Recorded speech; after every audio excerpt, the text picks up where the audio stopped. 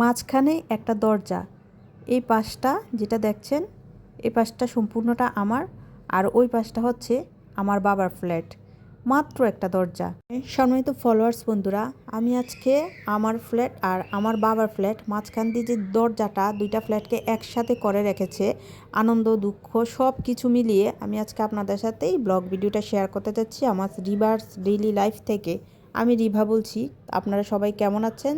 যে যেখান থেকে ভিডিওটা দেখছেন অবশ্যই আমাকে কমেন্টস করে জানাবেন কে কোথায় থেকে আমার ভিডিওটি দেখছেন এবং কেমন হচ্ছে আমার ভিডিওগুলো জানাতে কিন্তু অবশ্যই ভুলবেন না। প্লিজ দর্শক বন্ধুরা একটু আমাকে সাপোর্ট করে যাবেন, কারণ আমার এই ভিডিও চ্যানেলটা, ইউটিউবের চ্যানেলটা একদম নতুন, আর আমি সবসময় চেষ্টা করে যাচ্ছি এমন কিছু দেওয়ার জন্য যেটা আমিও জীবনে এটা উপকৃত হচ্ছি এবং আপনাদেরও কিছু না কিছু দেখে আপনারা মনের শান্তি পান বা আপনাদের চোখের শান্তি আসে অথবা একটু উপকৃত হন, উপকার আসে, সেই জন্য আমি চেষ্টা করে যাচ্ছি অবিরত।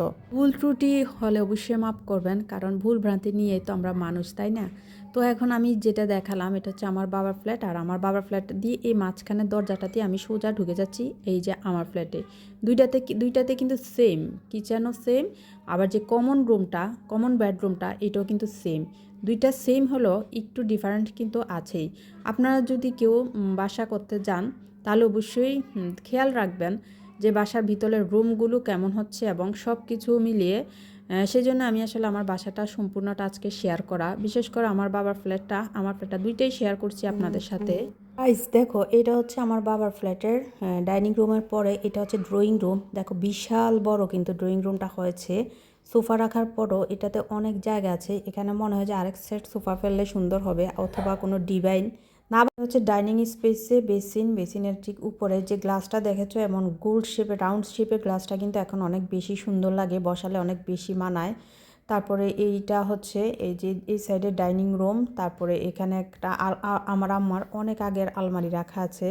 আর আমি আবার ড্রয়িং রুমের দিকে চলে আসছি। এই যে দেখো, এটা হচ্ছে আমাদের মূলত মেইন গেট, মেইন দরজা এটা। এই দরজা দিয়ে আমি পুরোটা দেখাচ্ছি বাইরে থেকে একদম দোনোটা দরজা।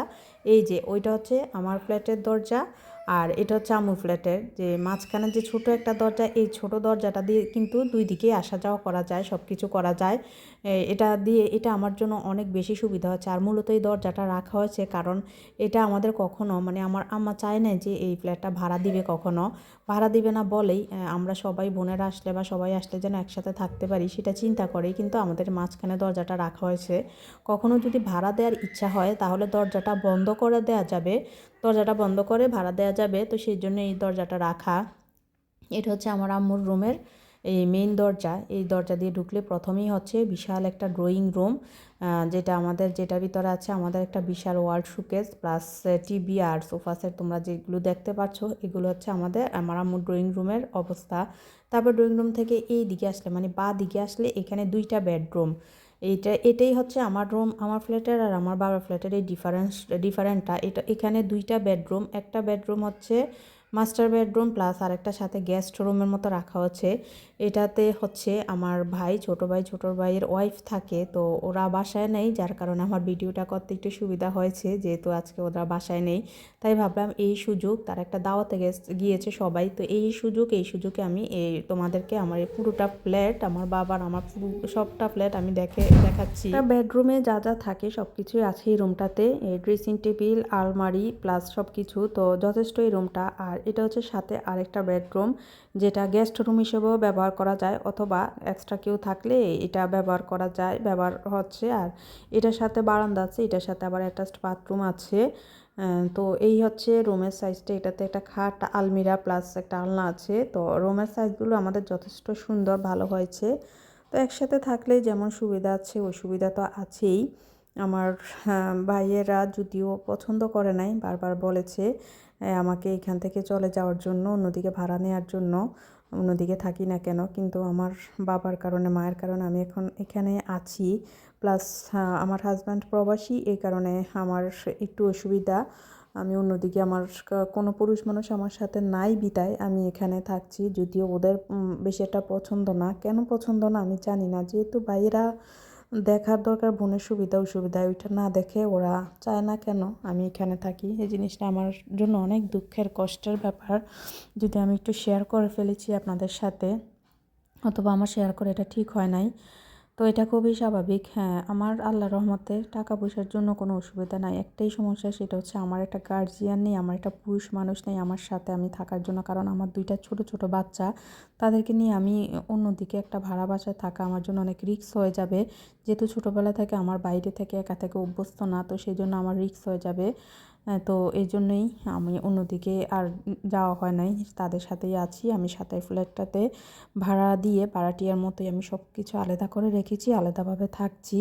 যতদিন আমার আব্বু আম্মু বেঁচে আছে তাদের কাছে তাদের সাথে থাকার ইচ্ছা পোষণ করছি। আমার হাজব্যান্ড যেহেতু বাইরে, আমি অন্যদিকে যেয়ে থাকার সাহস করতে পারছি না। তো সেই জন্যে আসলে মূলত সেটাই কারণ, অন্য কোনো কারণ নেই। আমি এখানে থেকে যাব সারা জীবন, ওইটাও আমার কোনো আশা নেই। আমি যদি কখনও ওরকম সুযোগ পাই আমি সাথে সাথেই চলে যাব। কিন্তু যতদিন আমার এমন না হয় ততদিন আমি এখানেই আছি। যদিও এটা পছন্দ না। তো দর্শক বন্ধুরা, জানি না আপনারা আমার কথাগুলো শুনবেন কি না। আমার লাইফের সত্যিকারের ঘটনাগুলো, সব কথাগুলোই আমি আপনাদের সাথে শেয়ার করে যাচ্ছি প্রতিদিন, প্রতিনিয়ত, প্রতিটা ভিডিওর মাধ্যমে। তো এই যে দেখাচ্ছি পুরোটা ফ্ল্যাট আমার আব্বু আম্মুর। এই যে এই জিনিসগুলো দেখেন, এগুলো হচ্ছে মাটির। এগুলো আমাদের কুমিল্লাতে খুবই কমন। বিজয়পুর, কুমিল্লা বিজয়পুর, জানি না যারা কুমিল্লা আছেন তারা চিনতে পারবেন, জানবেন যে বিজয়পুর থেকে এগুলো আমার ছোটো ভাইয়ের বউ এগুলো এনেছে অনেক শখ করে। একটা সেট, এখানে সেটটার দাম বেশি পড়ে নাই, প্রতিটা 200-250 করে, 1000-এর মধ্যে হয়ে যাবে পুরাটা সেট। তো সেটটা অনেক সুন্দর, কিন্তু এগুলো কিন্তু আড়ঙেও বিক্রি করে অনেক চড়া দামে। আর এখান থেকে আমাদের যেখানে মাটির মূল কারখানা, ওইখান থেকে আনলে কিন্তু অনেক কম দামে জিনিসগুলো পাওয়া যায়, অনেক কমে। তো এই যে এটা হচ্ছে দোতলায় ড্রয়িং রুম দিয়ে আমি আবার ডাইনিং রুম দিয়ে আমার ফ্ল্যাটের দিকে চলে যাচ্ছি। তো আপনারা আমার সাথেই থাকুন, দেখতে থাকুন। আমি পুরা বাসার রিভিউটা আজকে আপনাদের সাথে শেয়ার করে ফেলছি। যদি কোনো কিছু বাকি থাকে বা কোনো কিছু আপনাদের জানার থাকে তাহলে অবশ্যই আমাকে কমেন্টস করবেন, আমি সেই বিষয়েও আপনাদেরকে দেখাবো, জানাবো অবশ্যই। তো এই যে কিচেন দেখালাম, এখন দেখেন আমার রুমের কিচেনটা একদম বরাবর। আমার ফ্ল্যাটের কিচেন আর আমার ফ্ল্যাটের কিচেন কিন্তু একদম পাশাপাশি বরাবর, মাঝখান দিয়ে শুধু একটা দেয়াল মাত্র। আর ডাইনিং রুমও সেম অবস্থা, ডাইনিং রুম প্লাস বেডরুমেরগুলো সবগুলোই সেম। ওই পাশে, এই পাশে যেটা আছে ওই পাশেও সেম অবস্থা, শুধু একটা বেডরুম বেশি আছে, এটাই। ওইদিকে 3টা বেড আর আমার ফ্ল্যাটে হচ্ছে 2টা বেড। যেহেতু আমার এক ছেলে এক মেয়ে, আমার ছোট পরিবার, তো আমার জন্য এটা একদম পারফেক্ট হয়েছে। তো আমার মতো এরকম ছোট পরিবার যারা আছে তাদের জন্য কিন্তু একদম পারফেক্ট হবে। আমার ড্রয়িং রুমের যদিও আমার এখনও সাজানো বাকি আছে, অনেক কিছু আমি সাজিয়ে উঠতে পারি নাই। টিভি সেট করেছি, আমার ইচ্ছা আছে আর টিভির নিচে আমার একটা টিভি ক্যাবিনেট নেওয়ার। ইনশাল্লাহ খুব তাড়াতাড়ি আমি নিব আশা করছি। প্লাস আমার সোফা সেট দরকার ড্রয়িং রুমের জন্য, সেটা মোস্ট কম্পালসারি একটা জিনিস হচ্ছে সোফা সেট। এই জিনিসগুলোই সোফাই আমার এখনও নেওয়া হয় নাই। তো আমি এখানে একটা সোফা নিব।